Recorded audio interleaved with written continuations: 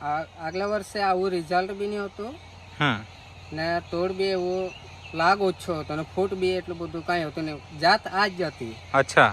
Result એવો આવ્યો કે રોજે રોજ તોડવું પડતું છે. ઓહો, ગયા વર્ષે આ જ બિયારણ રોપેલું. આ જ કેટલી તોડ થશે એવું લાગે?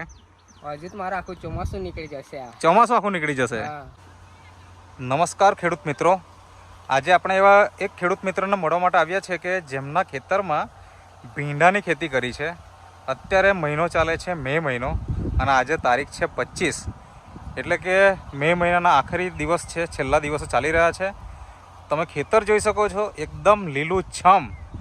તો આજે ખેડૂત મિત્ર આપણી સાથે અહીંયા ઊભા છે. એમના પરિચય સાથે આપણે જાણીએ કે આ કઈ જાત બનાવી છે અને એમાં ટ્રીટમેન્ટ શું કરી છે. તો સૌપ્રથમ તમારો પરિચય આપજો. શું નામ છે તમારું?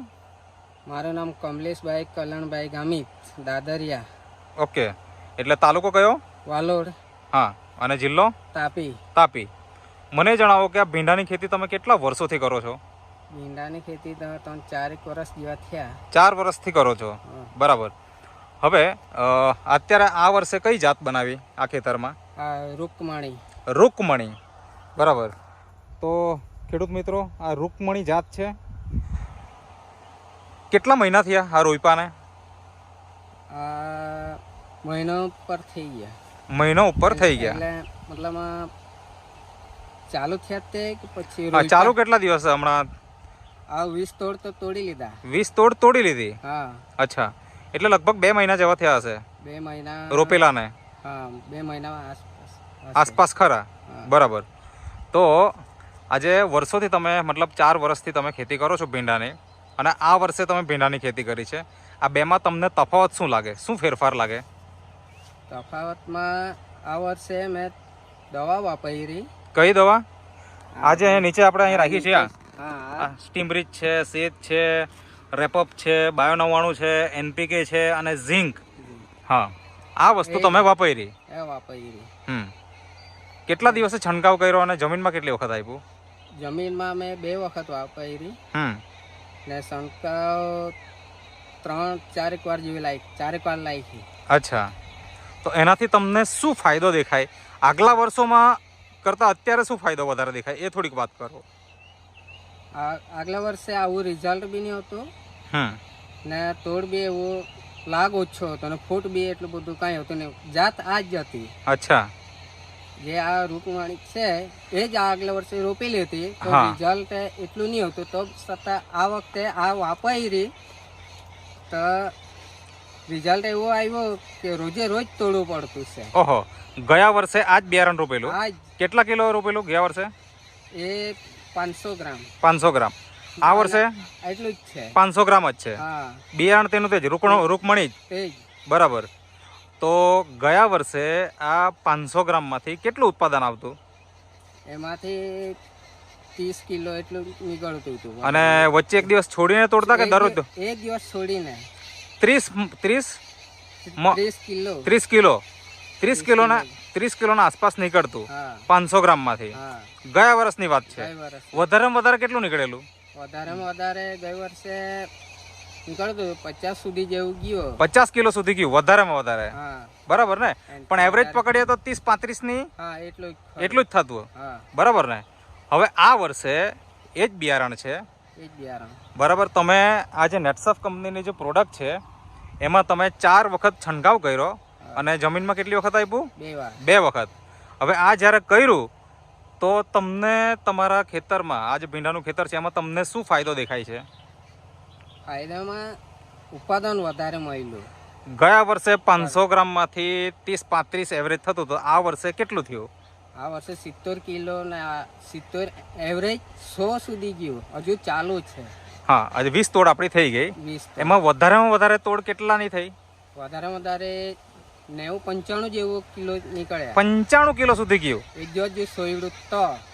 કેવું એક દિવસ છોડીને તોડે તો 95 સુધી ગયું. 95 સુધી ગયું. પણ હવે તમે દરરોજ ના તોડો છો? અત્યારે દરરોજ ના તોડવું પડતું. તો દરરોજ ના તોડો તો કેટલું ઉત્પાદન આવે? એ 50 કિલો દરરોજ. એટલે આમ જોવા જાય તો એક દિવસ વચ્ચે છોડીને જો તોડીએ તો 100 કિલો થાય જ, બરાબર ને? એનો મતલબ એવો થયો કે ગયા વર્ષે આપણે વધારેમાં વધારે જે ઉત્પાદન આવેલું એટલું તો અત્યારે રોજ ના આવે છે, રોજના જ આવે. એટલે ઉત્પાદન ડબલ થઈ ગયું એમ કહેવાય ને. હા, ડબલ. બરાબર ને. ડબલ. તો શું તમે આ જ્યારે દવા વાપરવાની ચાલુ કરેલી નેટસફ કંપનીની ત્યારે તમને એવો વિશ્વાસ હતો ખરો કે ઉત્પાદન ડબલ આવશે એમ? એવું તો હવે રિઝલ્ટ હવે આવે કે નહીં આવે એવું પેલા લાગતું હતું. હા. પણ જયારે વાપર્યું છે, હિંમત કરી કે ચાલ જે થાય તે બહુ બહારની દવા બહુ વાપરી, તેવું રિઝલ્ટ નહીં મળ્યું ને ખર્ચો વધારે થતા હતા. બરાબર. આનો ખર્ચો કેટલો કર્યો? આ મારે ખર્ચો 5,000. બરાબર.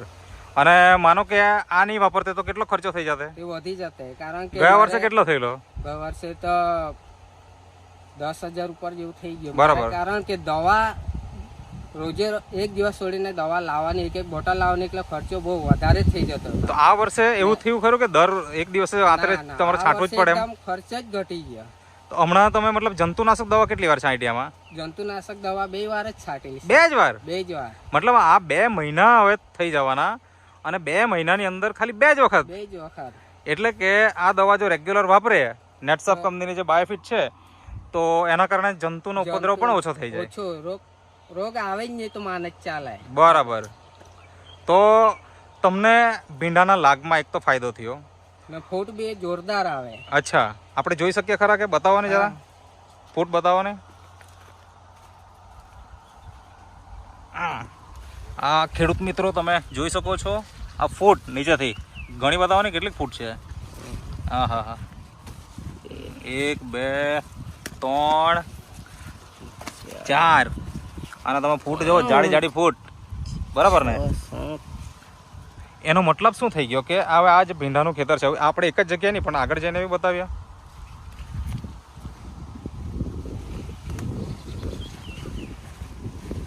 અહીંયા આપણે જોઈએ, જોઈ શકો છો આ ફૂટ